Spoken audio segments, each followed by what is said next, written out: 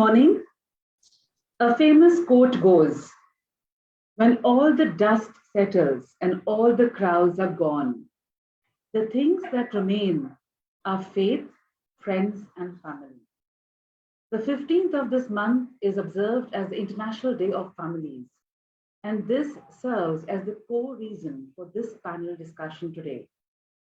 What does family mean for each one of us, coming from such diverse backgrounds? Let us get to know through these varied experiences shared by our august panelists today.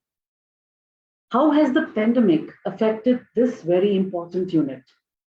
What has been done and what can be done? At SOS Children's Villages of India, the family serves as the crux for all our basket of care solutions, underlining the importance of this unit. We welcome each one of you today to a special panel discussion titled Empowering Families for a Better, Brighter, and More Resilient Future, the Why and the How. Introducing our august panelists in no particular order, Shri VP Joy, IAS Chief Secretary, Government of Kerala, Shri Avinash Lavania, District Collector, Government of Madhya Pradesh, Her Excellency Katharina Wiese, Ambassador of the Republic of Austria to India, Bangladesh, Bhutan, Maldives, Nepal, and Sri Lanka, Mr. Sumanta Kar, Secretary General, SOS Children's Villages of India, Ms. Sarla, SOS Mother, Children's Village, Puducherry, and I am your moderator, Sarah Berry. Welcoming our first guest today, Shri VP Joy, IAS Chief Secretary, Government of Kerala. Mr. Joy began his career as a scientist and engineer at the Vikram Sarabhai Space Center in Kerala in 1985, and later joined the IAS in 1987. During the last 34 years, he has held senior level administrative and managerial posts, both at the level of policy making and implementation. He has also held board level memberships of several enterprises. Mr. Joy holds a BTech degree in Electronics and Communication Engineering from the College of Engineering, Kerala. He also holds an MBA from the University of Birmingham, UK, an MPhil from the University of Punjab, and a PhD from the Indian Institute of Technology, Delhi. Shri Joy was selected as a Giorgio Raffolo postdoctoral research fellow in the Sustainability Science program of Harvard University in 2014. In addition to research papers in international journals, Shri Joy has published 3 books in English and 9 books in Malayalam poetry. A very warm welcome, sir. To begin this discussion, we would like to welcome your thoughts on the importance, challenges, and role of the family as a unit in communities, especially post the pandemic. The floor is yours, sir. Over to you. Thank you, madam, and all distinguished panelists who are present today. Ambassador Katharina Wiese, Mr. Mr. Sumanta Kar, Secretary General, and all other distinguished panelists present in this conference today. First of all, I would like to thank you for this opportunity to present my views in this conference. And as you are aware, we have just come out of the COVID pandemic, not come out in the sense, at least we have our infection levels are quite low, but that is after a period of 2 years. And there has been a lot of trauma, both individually and also in the families as well as in the society. But however, by collective action, we have been able to confront these challenges and come out with a good plan of action, as well as to take up the issues which have arisen during this pandemic. Now, as you are aware, the sustainable development is key to the progress, both at a individual level or at the social level. This is what the pandemic has taught us. In the Rig Veda, there is a saying which says that born on the same planet, covered by the same skies, breathing the same air and gazing at the same stars, we must learn to happily progress together or collectively perish together, because man can live individually but can survive only collectively. Since human beings can survive only collectively, and collective survival means we have to strengthen the units of collective survival, and the most fundamental unit of collective survival is the family. And from family, that unit extends to bigger units of society, and also bigger units of various organizations, and also to countries, and ultimately to the level of the global action. Therefore, strengthening the basic unit of family for collectively dealing with a better life, and also sustainability of life on the planet is very, very important as far as we can understand. So in this area, I first congratulate the work done by SOS Children Villages in India. In fact, I have had occasion to visit one of these villages in Kerala, in Ernakulam district, which is functioning very well. And similarly, so many other villages are working in the area to provide children without parental care a good atmosphere and various quality services, care services, etc. Now, for the society at large, we need to build up families and the family values in order to ensure collective support, and not only at the time of pandemics like this, but even to face the goals for a happy and peaceful life on this planet. So the values which are imbibed at the family level, and also both, especially some sectors like health and education, they need special attention. As we are aware, we need to ensure that health needs to be ensured for all in the society, and good education must be provided to the upcoming generation, children, so that tomorrow's society will be a better society and will be a better society than today. Now, in this sector, our state, Kerala, has done a lot of work. I would like to point out that in the Sustainable Development Index, which has been evaluated by the Government of India during the last 3 years, Kerala stands first among the Indian states. In the year, in the last 3 years, we have scored first we scored 69 points, then we scored 74 points. Now, in the last assessment, we have scored 75 points, and we are in the process of further improving the Sustainable Development Index for the state. And we are also thinking about achieving a carbon neutral position for our state. Many panchayats have already achieved that position, and we want to achieve for the entire state. And also, we are now in the process of ensuring better health and removal of poverty. Our poverty level is low, the lowest compared to other states. But still, we want to remove all the poverty from the society and ensure that people are provided with a good atmosphere for education and health. Now, while these things are done at the social level, these things can be made fruitful only by strengthening the family. Today, we have a lot of challenges, maybe because of the pandemic enforced loneliness, etc. In the schools, children have various problems. The psychological problems are being faced. Some of the children are getting attracted to drugs, and some of the children are having various psychological issues after the long period where they have to stay alone. And these are things which we are trying to address in the schools, and this can be done only with good family support, along with the loss of income which many families have faced during this period, loss of employment, loss of income, and general problems of depression, which various individuals are facing. These challenges need to be tackled not only by the government but by all the organizations and institutions of society in a combined manner. And in order to achieve this, we need collective action at a lower level, at the grassroots level, and also collective empowerment of women.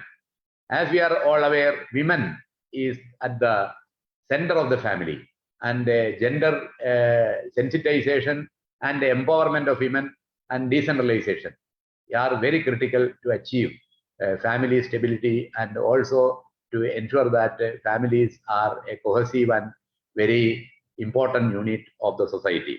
For this purpose, we are doing a lot of action, and I am sure that this seminar will go a long way in formulating ideas for this purpose. And I wish this seminar all the best.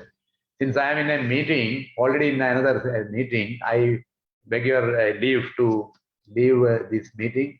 And thank you very much for this opportunity. Thank you so much, sir. Thank you so much for your time and for joining us today, from taking out the time from your busy schedule to grace this platform and share your valuable experiences and insights. Would you have time for one question, or you would like to leave right now, right away? I am amidst in another meeting. All right. All right. Thank you Thank very you much. so much. Thank you, sir. Namaste. Thank you. So moving on, our next August panelist is Shri Avinash Lavania Ias, who serves currently as the District Collector of Madhya Pradesh. He has served in many positions, including as CEO, ZP Balaghat, Project Director, Statewide Area Network, Madhya Pradesh Electronics Development Corporation, Mela Adhikari, Simhast Mela, Ujjain, Commissioner Nagar Nigam Ujjain, Collector Hoshangabad, among a series of other high-profile jobs. He holds a master's in technology, information and communication technology. Sir, a very warm welcome to you, and thank you for taking out the time from your busy schedule to grace this platform. To begin with, we welcome your thoughts on the topic of this session, which is empowering families for a better, brighter, and more resilient future. The why and the how. Over to you, sir. Well, thank you, madam. Respected Ms. Sarah Berry, Mr. Sumanta Kar, Ms. Sarla, Ms. Catherine Weiser. At the onset, let me congratulate SOS for this wonderful session, and let me also congratulate them for the wonderful work they are doing through SOS Balgram here in Bhopal, wherein not only they are providing homes for all the children who are in very, very difficult circumstances in their life, but they're also ensuring a very bright and a beautiful future for all these children. So, so to start to talk about how pandemic has changed our view and how important it has become to start skilling and upskilling the families so that we can empower them. I would like to say that now everything is about a model. See, we tend to think of the pandemic and its after effects as all negative, but I believe there are a lot of positive impacts of the pandemic also that we should look at. So, my personal belief is that when we talk about the changes that are coming into the industries, the changes that are being coming into the models of implementation of how people are working today, the only thing that pandemic has done is that it has only speed up what was already supposed to happen, what was already slated to happen in the industry over the next decade or so. So we are seeing a lot more work from home. We are seeing a lot less traveling. We are seeing that people are working from varied locations. New models have evolved that allow people to work from decentralized locations and ensure that there is still coherence in their work. This was all in any case supposed to happen.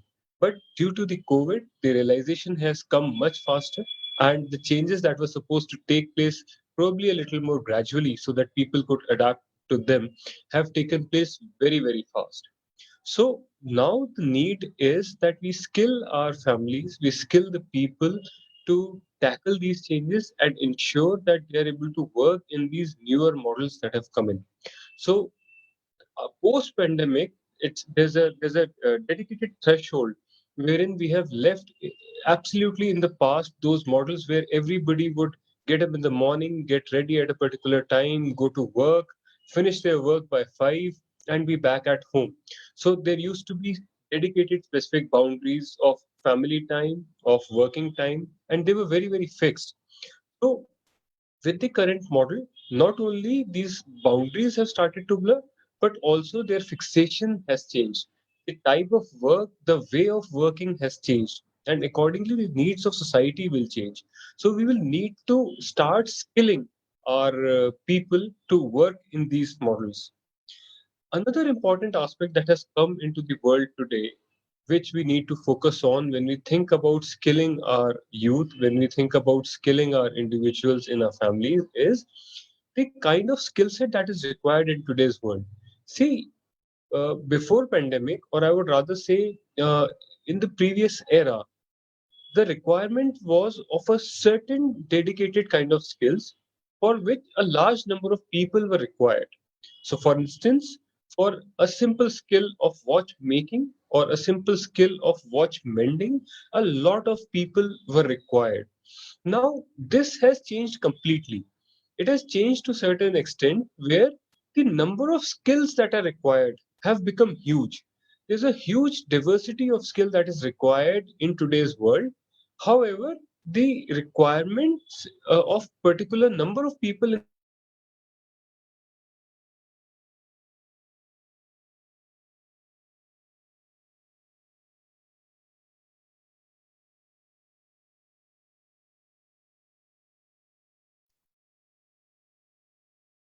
the requirement Sri Lavania, I think there is a problem with your connection, sir.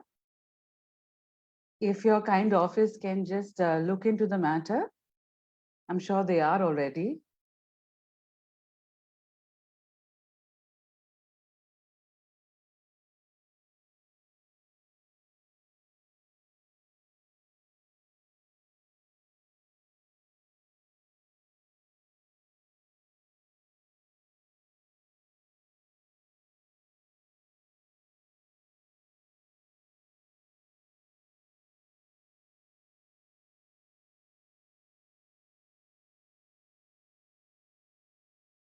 I think there's a technical glitch at Sri Lavania's end. I think this is a common challenge we all face during these tech times where we are all the time glued onto the screens. But let's just give him his kind office a minute or two and await his return soon.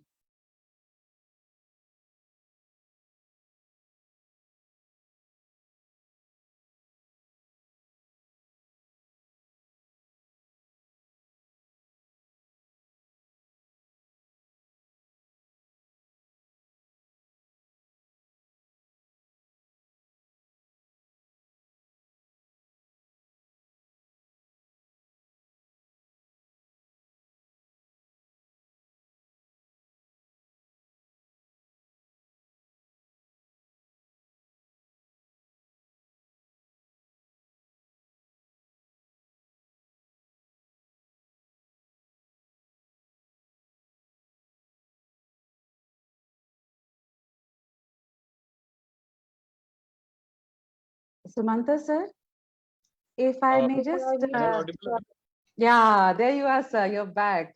I I'm think this extremely is sorry for this. no issues. Please carry on. We were patiently waiting for you to come back. Please go ahead, Thank you. sir. Thank you. So I was talking about the diversity of skill that is required in today's world. So as I mentioned, that the diversity in skill has increased. Spectrum of skills required has increased phenomenally, wherein the number of people required in each and every of those skill sets, which is highly specialized and highly specific, has gone down. So it is all the more important that instead of simply learning into the institutions where there's some sort of a mass learning, almost everybody learning the same skills, we need people to adopt to the model wherein they are individually learning things, maybe of websites, maybe of dedicated one-to-one seminars, and they acquire these specific skill sets at which they are very, very good so that they can put it to use and then they can offer themselves up into the current market which in which this scenario has come up. But in all this, there is one very important factor, and one I should not say a ray of hope, but I should rather say one very bright perspective for everybody that one needs to understand. See, earlier it always used to take generations to build an empire. Almost all big industrialists, almost everybody who made it big, did it through hard work of multiple generations, or at least one generation entirely putting in a lot of midnight oil, a lot of hard work, a lot of connections and whatnot.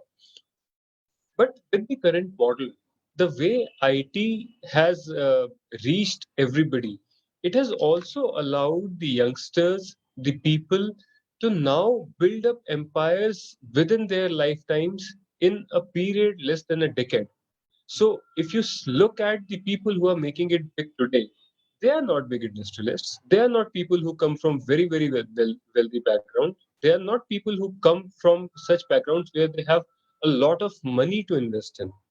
The only thing that is empowering them is the IT and the kind of models that they can think about in serving the society, or the models of industry wherein they are making it big.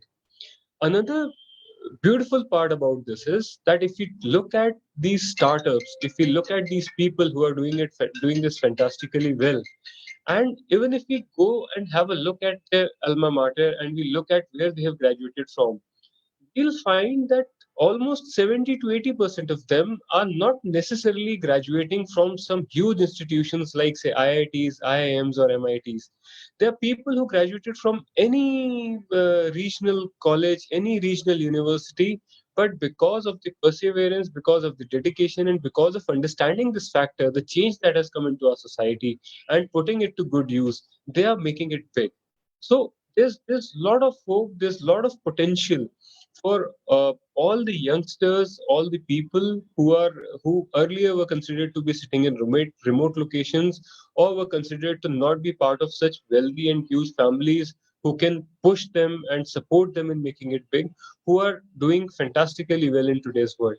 So that's the most beautiful part of the changes that have come, and I'm quite sure that if there's any focus on skilling these individuals and putting things into perspective from them, even working with their families in the new model, they can really really make it big in today's society. On that note, I guess I should stop, and if there are any questions, I would love to take.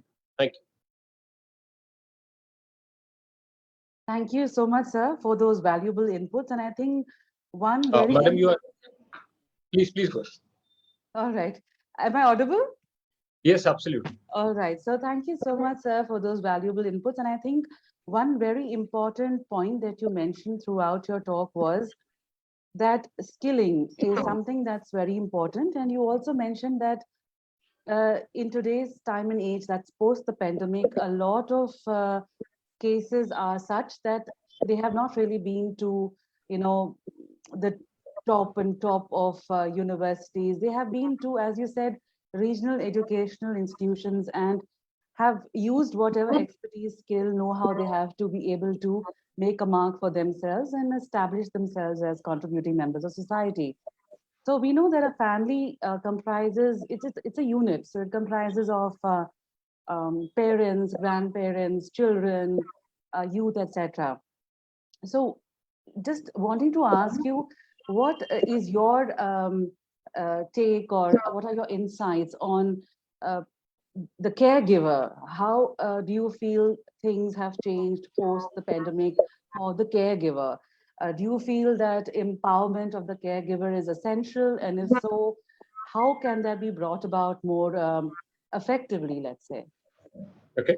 So, so one important change that has occurred post-pandemic is that now people are spending a lot more time with their caregiver uh, as compared to earlier. Number one. So, of course, any impact that the caregiver can have will be hugely compounded.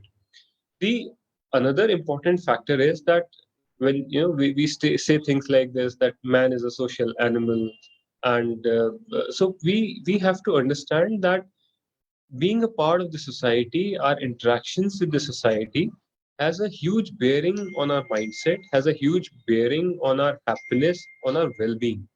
Now, this social interaction, for a second, let us keep the interaction over the internet or any on screen interaction aside. So, we realize that this interaction has also been limited to interaction with the very few people who are around you post pandemic. So, again, for a person's well being, for a person's happiness, this interaction is going to have a huge bearing. So I believe that it has become all the more important that there should be some skilling of the caregiver as well. There should be some trainings that the caregiver should probably attend as well, so as to ensure that his or her interaction with the rest of the members of the family empowers them further. Uh, he or she needs to understand the mindset. He or she needs to understand maybe the psychological problems that one might be going through because of the pandemic, and they need to help the person cope with these challenges in the current world, which are arising because of this lack of interaction with the rest of the world that everybody is facing. So that is where the caregiver's role becomes very, very important. Yes, I think that mental health aspect is also something that is very vital, especially if the caregiver is the pillar of that entire family unit and also elsewise. Thank you so much, sir, for agreeing to be an esteemed guest for the program today. It was indeed an honor for us to have you here. And if your schedule permits, we would love to have you further on also on the session. Thank you once again on behalf of SOS Children's Villages of India, and wish you a lovely day ahead, sir. Sure, sure. Thank you, ma'am. Thank you. Our next guest serves as the ambassador of the Republic of Austria to India, Bangladesh, Bhutan, Maldives, Nepal, and Sri Lanka. It was in 1993 that she joined the Austrian Foreign Service, post which she has held many positions. The last one being where she served at the Foreign Ministry of her country as head of department for the Russian Federation, Eastern Europe, and Southern Caucasus, Eastern Partnership, Turkey, and Central Asia. From 2013 to 16, she served at the office of the Austrian Federal President as Foreign Policy Advisor, besides holding many other positions. She holds a postgraduate diploma in international relations from SAIS, Johns Hopkins University, Bologna, Italy, prior to which she graduated in Indology, as well as Tibetan and Buddhist studies from the University in Vienna. She has also studied at the Academy of Music, Innsbruck. Please welcome Ambassador Her Excellency Katharina Wieser. Welcome, Her Excellency. It's a pleasure to have you with us. Thank you very much. Thank you for inviting me. This is a very interesting discussion. I enjoyed very much the presentations of the two speakers that came before me, who made really interesting points. You may ask yourself why I am here as Austrian ambassador to India. So briefly, I would just like to explain that Austria has a special relationship, of course, with SOS Children's Villages, since it was founded in 1949 by an Austrian, Hermann Gmeiner, after the Second World War. And the headquarters, the international headquarters of this now international development non-governmental organization is still in Austria, actually in Innsbruck, in the town where I also grew up and went to school. So I have a special affinity, of course, and I've also been able to visit the first children's village in India already, and we've been cooperating together. Obviously, the concept of giving care to children in family-like structures and also children and youth has been very successful. It's an excellent concept and necessary as ever worldwide, which is why the children's villages are still needed and they are represented all over the world. I would just maybe, it's always interesting for me to speak as someone coming from a very small country with 9 million inhabitants, in India with 1.4 billion inhabitants. And obviously we have very different stages of development.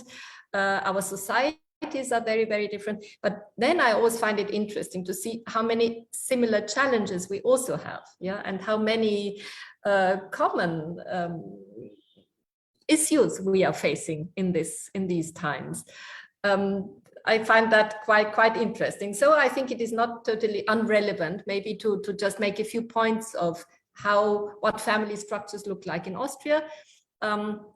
one can compare them to India. Of course, it's very different, but again, challenges remain the same. And we are also still in need of SOS children's villages, not only in India, but also in Austria. So I looked at a few statistics. Of course, one would have to multiply by whatever, 150 to compare to India, but it may be of some interest. To explain the statistics in Austria, of course, for statistical reasons, if we're talking about family, we mean the core family. So we count the household in which persons live together. That, of course, doesn't mean that there aren't huge families with uncles, aunts, and cousins and children and so on. So my personal family may be huge, but all of them won't be living in the same household. So for statistical reasons, we talk about household core families. Altogether in Austria, with a population of roughly 9 million people, we have 4 million households. You see, many households compared to the population. 1.5 million of these households are so-called single households with one person living in them. And 2.5 million are sort of core family households where you have couples living together. They may be married or unmarried, but they are couples, married, unmarried, with children, without children. They may also be single parents with children, either women or fathers.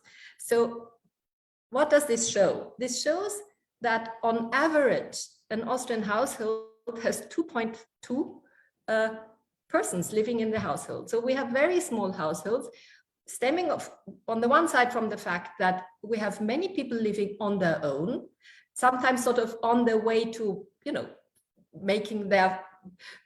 finding their way in the workplace, and then founding a family much later in life than maybe in India. So we have many people who get married in their late 30s, have their first child, also in the late 30s very often, sometimes even with 40. So this shows the trend of society in general.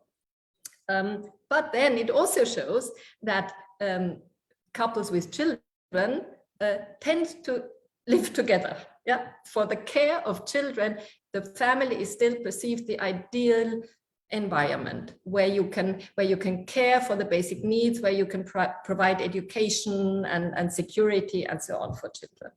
But the average birth rate is about 1.5 children per woman. So one can see the trend in our society. Yeah, our society is getting older and older, fewer children, and so on. So everything is changing. But still the family is recognized as the traditionally ideal environment for children to grow up in. But the definition of family has changed a bit. So a family can also be a single mother working and caring for her child. So to make that possible, for many decades, Austria has developed a very extensive and generous financial system of family support, giving support to families with children, to just help them for the additional expenses and efforts they have to make. But at the same time, the traditional family model is still persisting. So one of the main challenges and also aims in our policies is to make women more independent, to choose also whether they want to work or not, to be able to combine family and work life. But that is one of the big issues facing our society today. People need to work. Very often it is not possible to survive on one salary. So you need to have both parents working. And to make that possible, we are building more possibilities to care for children apart from schools, also in after school activities and care centers, and also for young children. So we have both sides. We have the traditional family that is still seen as ideal. We have huge support for families. And at the same time, we have the challenge that we need to do more to empower women. That has been already mentioned by an earlier speaker of mine. How do we empower women who are still traditionally more likely to stay at home with the children? And it's still the fathers who are more likely to go out and work. I myself, I always worked. I went back to work when my son was 2 months old. My husband stayed at home to care for him, but that was also possible because we have a generous system where that was made possible. He was able to keep his job and take care of our son and then go back to university. I must admit, though, it was also made easier because at that time we were abroad, we were serving abroad, so it was easier for my husband also to argue that he had to come with me, and so he could just go on leave for a few years, take care of our son, and then go back to his workplace in Vienna. So, but my point is we have similar issues, we have different challenges maybe, but also many similar challenges. We are at a different point of our development maybe, but still the question of skilling that has come up and was mentioned by one of the previous speakers. The change in our work life, the change of our approach to our world family life balance has changed through this pandemic, and that has happened worldwide. Just as everything that is happening at the moment has worldwide effects, whatever we do, it has effects on everybody. So we are not in isolation anymore. So many of the issues that have come up through the pandemic are issues that have to be addressed in India just as much as in Austria. So I think it is quite relevant and useful for us to have this exchange, even if Austria is such a different country from India. But I'm always fascinated by seeing the similarities of our challenges, and I think it's useful to exchange also best practice models. And just to come back to SOS Children's Villages, because you are hosting this event, and thank you very much for thinking of me and for organizing this interesting discussion, because I know you of course are dealing on a daily basis with the issues family-like structures have, and I would congratulate you on this fantastic work. I have seen myself, and I know how important it is. And I know that the family structure is in India mainly provided in SOS Children's Villages by women. And I would like to congratulate and support all the great women I have also met at the SOS Children's Villages. It's really wonderful to see them, and also to see how they then stay when they retire and how they become grandmothers to the children, because as I said, a family is of course more than just a mother or a father. A family is in fact everybody you feel safe with or at home with. Yeah, so of course there are different definitions of family. I think everybody needs a home in that sense, but this home can be provided by, doesn't have to be the physical mother or father. It can be provided by friends and by people who are close to one and become the family. Like when one migrates from one country to another, a new place can become a new home, but it needs support for a new place to become a new home. I wanted to say also that of course, apropos the war we are now facing in Europe, in Ukraine, there are many refugees coming, also many women with children. So SOS Children's Villages in Austria is also doing a lot of valuable work there to support refugees from Ukraine to Europe and to Austria in that sense. So probably I've spoken enough, I don't know. But thank you all very much, and good luck to SOS Children's Villages. That is also constantly adapting its the kind of intervention they give, the kind of support they give to developments on the ground. So that I think is important. Maybe that in that way we can come back to what Mr. Collector from Bhopal was saying about how we have to adapt our skills and our work-life models to the pandemic. I think SS Children's Villages is trying to do that also, because society is changing. And I know in Austria they give a lot of various different support programs. Yeah, also mobile support. So it's not only about living together in a village, but they also go and visit people living in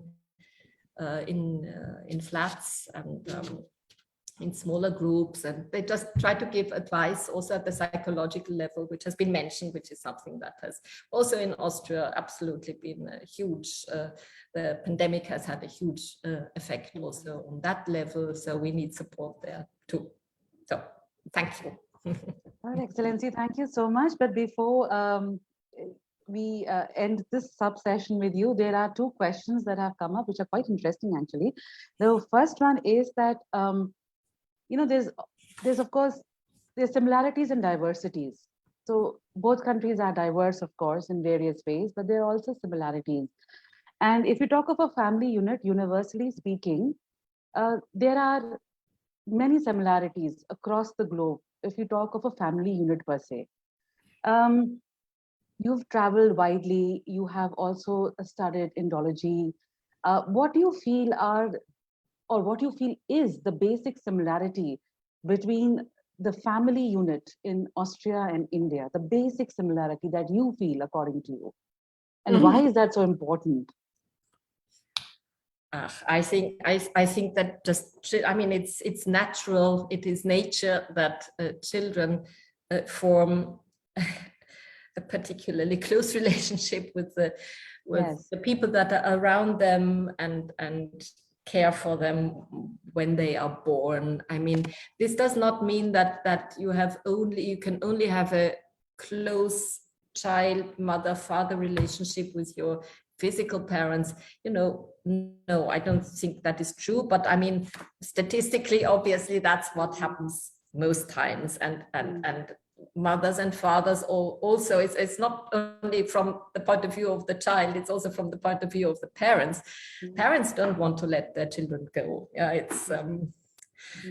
it's biological, psychological, whatever it is. Yeah, but I don't. Whoever has children knows that. Yes, that's the most important thing in life. I mean, nature has made it that way, because otherwise we wouldn't have survived on this earth, I suppose, if we wouldn't have this links. But that, of course, does not mean that if someone enters your life early, this person can become your first, I don't know, point of contact or reference point. Yeah. So that is one thing. I mean, some people adopt children, and I think the experience is that they really become their own children, and one has a very, very close link. And I also think if children have had bad experiences in life, and then they come to a place where people are kind and good and care for them, then that is the reference that they then make their most important reference, hopefully. But it is always love and kindness, I would say, and safety that gives the feeling of a family. That is what I mean, jokingly, sometimes one says, oh, you are family. If you have a close group of friends, you are family. You are not blood, you have no blood things, but you're family because you feel safe with these people. And you have the feeling that they would do whatever you want. And it's a question of safety and love, I suppose. Yeah, I think that's very important. Family. Yeah. But it doesn't have to be physical parents. Just looking at the statistics, it's what happens most often, but it's a model, and it's an evolutionary model. But I suppose it's the same that I'm sure is the same everywhere. Yeah, absolutely. I think what you mentioned here, love and care and support and safety, that feeling of belonging, I think those are extremely vital components to, generate that or enhance that family-like feeling. So thank you, Madam Ambassador, for those wonderful inputs and for taking out the time from your busy schedule to be with us today and for presenting your inputs from a very different lens. And I think that's very important because you can hear to, as I said in the beginning also, we hear to different inputs from people from different backgrounds, and that's what makes the discussion so interesting. So once again, thank you so much, and we hope that if your schedule permitting. I also had a small question Yeah, from sure, sir. Please feel free to jump in. Yes, sure, please. morning, ma'am. So you mentioned about 1.5 million single households. So that's a huge number. So my question is related to that. But before I do that, let me, on behalf of SOS Children's Village here in Bhopal and on behalf of myself, we humbly invite you to please plan a schedule and do come over to Bhopal. You must see the wonderful work that is being done here by SOS Children's Village. It's absolutely fantastic.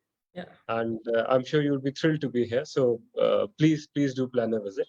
So my question is specifically, with such a huge number of single households, I believe the challenge that the pandemic posed was even bigger, because for these people who are in any case staying alone, the interaction came down to, with human society, actually came down to zero.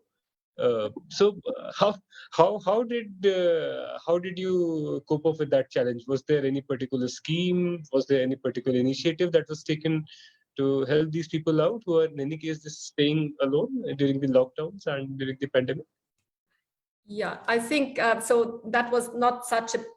It was not an issue that was talked about so much because all of these people, of course, have family. So I suppose that either some of them then went home to their families during that time. Yeah, so I'm sure there was a lot of rearrangement, so that you just move in together to spend the time together. Also movement between, so visits of close family members were always allowed. Yeah. So our son, during the pandemic at the beginning, we were at home, and our son lives with a few friends, but he was able to come and visit us. Yeah. But I mean, it was so there were a few weeks where it was not so easy. Yeah. But and we were actually saying to describe how people. I mean, he lives with two of his friends, so there are three guys living together, and we were actually very pleased that they were living together and not alone. Yeah. And he described, because actually, to be honest, now what you are saying, that there were some issues. Yeah, because they were telling me, these young 24-year-old boys, they said, oh, we are so happy that we have each other and that we are three in the flat, because other friends of ours who are living alone, they're feeling lonely. And so they were telling us, they were very, very close. That is true. Sometimes we asked, are you getting on each other's nerves? I mean, 24 hours always together and so on. And he said, yes, sometimes, but at the same time, he told us they would all go in, they live in a flat, each one has one room, 3 rooms, but they would all three crowd in one room and sit together on the bed, just to be close and have company. So, I mean, you are actually right. We did, via the young people, who had much more issues than the older ones in coping with the lockdown. The young ones had problems because they couldn't go out, they couldn't meet friends. Then, of course, there were sort of illegal parties, because it was not allowed to mingle. But then, of course, young people found ways of visiting each other. For us old people, for me, working from home and also for my husband, we had a fantastic time. It was great. We did not miss going out at all. Yeah, we have a nice flat. I was in one room working on my computer. He was in the others. We would cook, we would eat, very cozy. So we had a good time. Yeah, but it was the young ones had issues. You are right. Yeah, in that sense.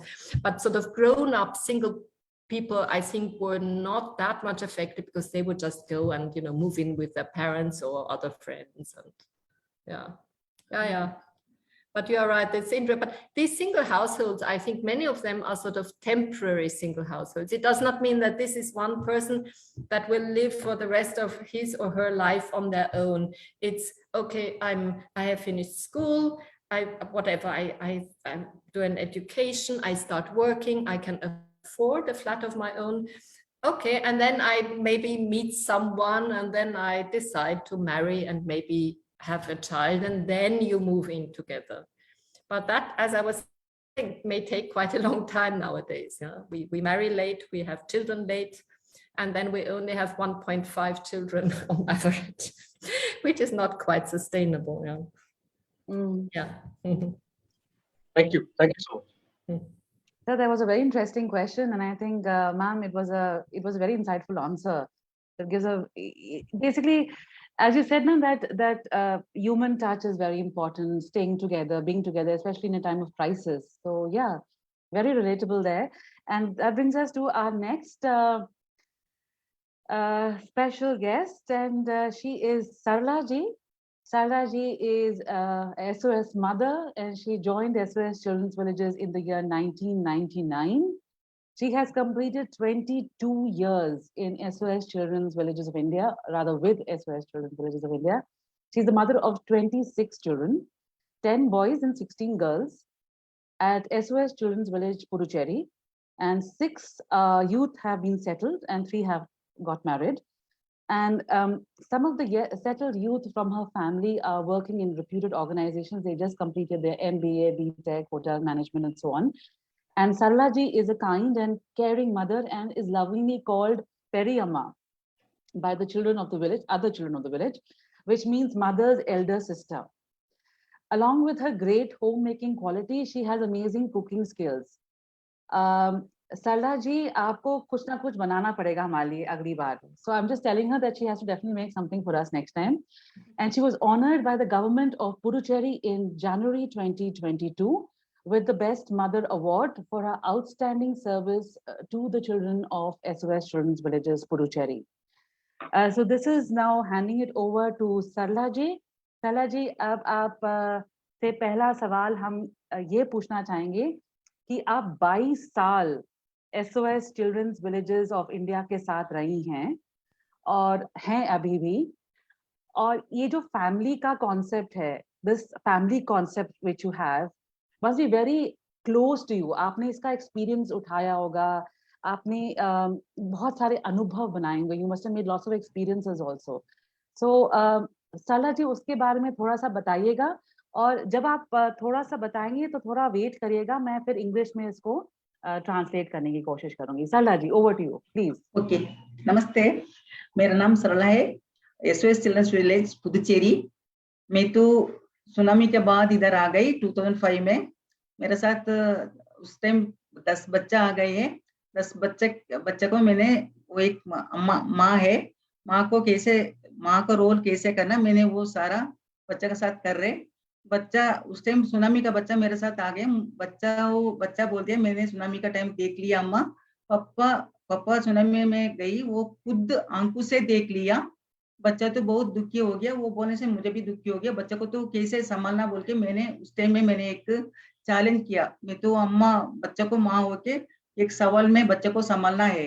बच्चा को में छोटा बच्चा है, उस time मैंने अच्छे से पढ़ाई करके पढ़ाई दे के उसको अच्छा खाना वगैरह दे के उसको अच्छे से संभालना मेरा काम था. वो तो सवाल में मैंने अभी तक बच्चे को संभाल लिया. वो तो 10 बच्चा भी सेटल हो गई. एक लड़की, वो सुनामी का लड़की है, एक MBA करके लास्ट ईयर वो भी फिनिश कर दिया.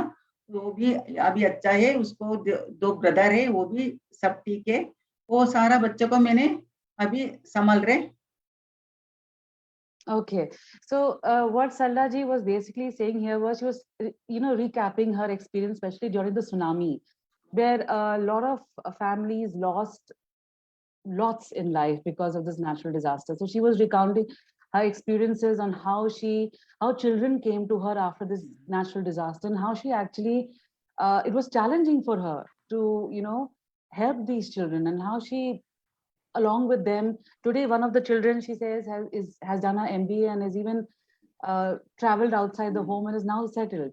तो सरला जी, एक और चीज आपसे पूछना चाहूंगी कि एक फैमिली को इकट्ठा रखना, to keep a family united, बहुत बड़ा चैलेंज होता है. बहुत चैलेंज है ना? बहुत बड़ा सवाल है. तो क्या चैलेंजेस आते हैं आपको और कैसे उसका सोल्यूशन आप ढूंढते हैं? मेरे को बच्चा बोलेंगे ना, उस टाइम मैंने उसको, मुझे भी वो बच्चा बोलने टाइम रोना है, फिर भी मैंने वो तो सवाल के बाद बच्चा को क्या बोलना वो तो मैं संभाल के आऊंगी. बच्चा क्या पूछेंगे वो भी मैं, उसको भी मैं तैयार है. बच्चे को पढ़ाई भी पूछेंगे, पढ़ाई के बारे में इतने ये पढ़ाई करना वो पढ़ाई करना, फिर खाना के बारे में भी पूछेंगे मुझे ये चाहिए वो चाहिए, वो तो मैंने कभी ना बोलेंगे. So Sarla ji कह रही हैं, she's saying that, I asked her that what is the most important factor to keep a family together, and she's saying that the constant understanding of what the children need, बच्चों को क्या चाहिए, to understand their requirements, their needs, to be able to adjust and adapt, not only one-sided but both sides. It's a matter of reciprocity. So सरला जी, एक और चीज आपसे ये पूछना चाह रहे थे कि जैसे सुनामी आपने कहा कि हुआ और आपके पास बहुत बच्चे आए सुनामी के बाद, और उनके साथ तो खासकर चैलेंजिंग रहा होगा because of mental health problems, in the sense कि नॉट प्रॉब्लम्स बट बहुत प्रॉब्लम था मैडम, बहुत प्रॉब्लम था. मगर बच्चा खुद आंखों से देख लिया ना, पापा बोल रहे मेरे पापा सुनामी में गई, मैंने खुद देख लिया. वो खुद देखने के बाद बच्चा बहुत मेरे साथ आके रो रही थी. मैंने बोला उसको रोना बंद करके उसको कैसे संभालना बोल के कुछ उसको साथ गेम खेलना, उसको साथ कुछ उधर इधर लेके जाना, फिर बच्चे को तो संभालना, पूरा मेरा काम था उस टाइम. रोना बंद करके अभी तक कि उसको बच्चा भूल गई, सब भूल के मेरे साथ डेली कांटेक्ट में है अभी इतना. और एक बड़ी लड़की, मैं सुनामी का लड़की है, अभी MBA last year MBA finish कर दिया. वो लड़की इतना छोटे से 3rd स्टैंडर्ड में मेरे साथ आ गया.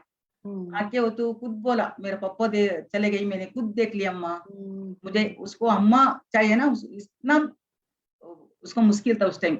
मैंने इसको बिल्कुल सेपरेट नहीं छोड़ा, मेरे साथ में रख लिया. उससे मेरे बहुत दुखी हो गए वो लड़की. वो खुद देखे से किसी को भी दुखी हो रहे ना, वो बोल दिया ना मुझे इतना दुखी हो गया, फिर भी मैं इसको संभाल के बहुत बड़ा एजुकेशन पूरा खत्म कर दिया. और आपके लिए फैमिली का क्या मतलब है, क्योंकि आप एक माँ हैं, so you are a mother and आपने इतने बच्चों का ध्यान रखा, you have taken care of so many children. आपके लिए फैमिली का क्या महत्व है, क्या मतलब है, what does family mean to you, because you have taken care of so many children, you have been a part of this entire big family. आपके लिए फैमिली क्या मतलब रखता है? मैडम इधर सिंगल मदर तो पापा का रोल भी करना, माँ का रोल भी करना, दोनों हमें जॉइंट करके करना पड़ेगा. दूसरे लोग हस्बैंड वाइफ है, इधर खाली सिंगल मदर मैडम, ऐसे करना पड़ेगा. इससे हम पूरा के पूरा हमें करना पड़ेगा, कुछ भी हो बच्चों को. तो आप अपने अंदर शक्ति कैसे लाते हैं? How do you bring the strength to be father and mother both? बच्चे को देखने से मुझे पूरा की पूरा शक्ति आ जाएगी मैडम. बच्चे को देख के मुझे इतना शक्ति है. बच्चे भी मेरे साथ इतना एडजस्ट करेंगे, किसी से बच्चे बोलेंगे मेरे साथ आके, मैं खुद वो लोग बोलती नहीं, मैंने कुछ भी बोलती नहीं. डिसिप्लिन वगैरह बच्चे को, पढ़ाई भी बहुत इंपॉर्टेंट है, उसको साथ डिसिप्लिन भी बहुत इंपॉर्टेंट है. खुद मैंने क्या करेगी, वो पूरा देख के सीखेगी, बच्चा देख के सीखेगी. मैं तो एक बेड नीट करे तो वो भी आके करेक्टली एक भी इधर उधर नहीं जाएगी, करके आएंगे. बोलेगी अम्मा बात आके देख लो मैं कितना आपको जैसे मैंने कर लिया, ऐसे करेंगे. बहुत सारा बच्चा मेरे को देख के बहुत सारा करके मुझे बोल देंगे अभी आपको जैसे मैंने कर लिया, देख लिया. So she's saying that being a role model is what is important, and what you do, normally the children, they tend to do the same also, and the energy, the strength she gets from the child. तो वो कह रही है कि जो उनकी जो शक्ति है उनको इन सब challenges को ओवरकम करने के लिए उनको बच्चा से मिलता है, जो चिल्ड्रन है उनसे मिलता है. सरला जी, फाइनली आपकी कोई मैसेज है हमारे व्यूअर्स के लिए अभी? Any message that you have, आप शेयर करना चाहेंगे अभी हमारे साथ, आपके जीवन से लेकर कोई मैसेज है? मैडम ये कोविड टाइम में भी बहुत मुश्किल हो गया. हाँ, कोविड टाइम में 2020 में बहुत मुश्किल हो गया, बच्चों को दिढ़ कोविड आ गया, हमें पता नहीं था ये कोविड ऐसे आएगी। बच्चों को तो स्कूल एकदम बंद हो गया, फिर हमें बच्चों को पूरा के पूरा अंदर रखना पड़ेगा। उस टाइम अच्छा न्यूट्रिशन फूड, फिर सब कुछ बच्चों को देखना पड़ेगा। बच्चों को तो बाहर नहीं, तो बच्चों को भी मुश्किल। फिर अंदर रह के टैब था हमारा पास, टैब में गेम खेल रही थी बच्चों के साथ, हम कैरम बोर्ड खेल रही थी, चेस खेल रही थी। ये पूरा अंदर के न्यूट्रिशन फूड भी साथ में सब मिल के हम कर रहे थे। उस टाइम बहुत एंजॉय किया। बच्चा भी बोल रहे, अभी भी बोल रहे, अभी एक लड़की BSW चेन्नई में कर रहे हैं, वो लड़की अभी भी बोल रहे हैं, हम उस टाइम हम कितना एंजॉय कर लिया बच्चों के साथ। All right. Thank you सारे so के सारे much. अंदर। Thank you so much, Sala ji. जुड़ने Thank you, के लिए madam. Thank you. बहुत बहुत धन्यवाद. And I would like to now give the floor to Sumanta sir. Mr. Sumanta Kar is the Secretary General of SOS Children's Villages of India, and he's been 32 years in service, which is such a long time. Sumanta sir, over to you for your kind inputs, and the floor is yours. Over to you, sir. Thanks, Sarah. And before I talk about the wrap up the whole today's discussions, first of all, I'd like to sincere thanks to Her Excellency Katrina Weyer. Despite her busy schedule, she could find time and could join with us. And thank you, Your Excellency. And also special thanks to Chief Secretary Mr. VP Joy. Despite having his meeting, he could find time and talk about the topics, and also giving the insight what needs to be done post pandemic. And special thanks to Sri Avinash ji and for his really going forward, what should the society should look forward and see, and what positive things we should take out from COVID, post-COVID. Thank you, Sarla ji, for sharing your practical experience, and also how you supported the children, those who are traumatized and came to a SOS family after post-tsunami. So over to just to talk about a little bit about the family, importance of the family, because we all believe, and SOS particularly strongly believe, that family is the best place for the children to grow. And also the caregiver is responsible for the development of children. So this is the basic principles based which we run our program. And our program, we say, we strengthen different forms of families, whether it is SOS families, whether it is families of origin, whether it is kinship families, whether it is foster families. It is essential that we strengthen different forms of families, because when families strengthen, then the children are also properly taken care. Obviously, with the changing time, the family's definition has also changed.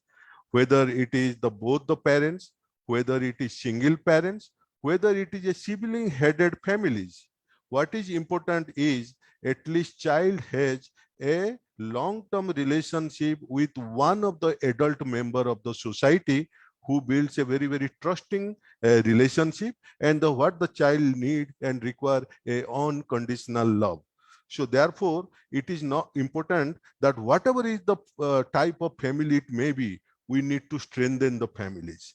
When you talk about the strengthening of the families and post-COVID, what we have seen, that particularly the families in the community, and particularly the families who have from the lower income group, they face the maximum challenges, because they lost their job and also the employment opportunities, and that also indirectly impacted their daily or quality of life or living. So what is critical is that the skill which was relevant pre-COVID and post-COVID, there has a lot of changes it has come. And a lot of things, the way we were doing things earlier, now we are doing things has also changed. While this whole opportunity has given us to look at both the darker side, also the brighter side, but what is importantly coming out, that there is a need for skilling, upskilling and meta-skilling of our youths and the caregiver. And that is very, very critical. While doing it, at the same time, the mental health, whether it is the caregivers, whether it's the children and youth, that is also equally important and critical. So how do we ensure as a society that we take care of the mental health of our every individual, whether it is a case of caregivers or whether it is a children or youth? Having said that, so I will once again express the sincere thanks, and particularly when we celebrate the International Family Day, which UN every year celebrate on 15th of May, and particularly for SOS context, since we work with the families of different different forms of family, it has become more and more relevant. So thank you, Shara, for arranging this discussions on the importance of the families and how we need to empower the family, not only economically, but also through various parenting skills. The children, they get a place where the child is loved, child is secured, at the same time, a child is safe. And that environment gives them the best of best potential of the child is realized, so that the child becomes a self-supporting and contributing member of the society. Once again, my sincere thanks to Your Excellency Katrina ji, and also Mr. BP Joy and Avinash ji, and also Sarla ji. Thank you. Thank you. Over to Sarah. Thank you so much, sir, for those inputs. And I would like to now conclude, keeping in mind that we are sitting at 11:36 already. And once again, a very warm note of thanks. And I'll also like to take this opportunity to thank all of us who are behind the scenes. Very, very important. So, particularly all our village director, I want yes, to give a special thanks to all our village directors for arranging this particular panel discussion. Thank you. Yes, absolutely. The VDs, George and Sri Kumar, Vipin, and Christo and Jesse. Thank you so much for all your organizational inputs here, and have a lovely day, all of you, and take good care. On that note, thank you very much once again. Bye-bye. Thank you.